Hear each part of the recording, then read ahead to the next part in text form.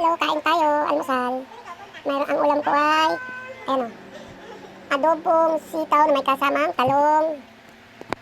Tapos itlog na konti, tsaka tuyo. At saka sinanad na konti, tsaka kanin bago. Sarap. Kain tayo. Oh. Oh, kain ka? Am ikaw? Hindi ka magbalik. Ha? Hindi ka magbalik. Sa harap. Ay? Bakit? Hindi natin yung instant sitaw. Ikaw na kain na. Ayaw nag-live ka? Ano taong? Hindi ako nag-live. Ano yung tawag yan? Parang tawag pala. Ayan, adobong sitaw.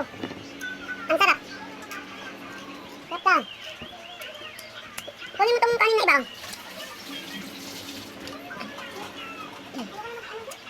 Ma'am! Na, maingay! Ano ba? Ano pala?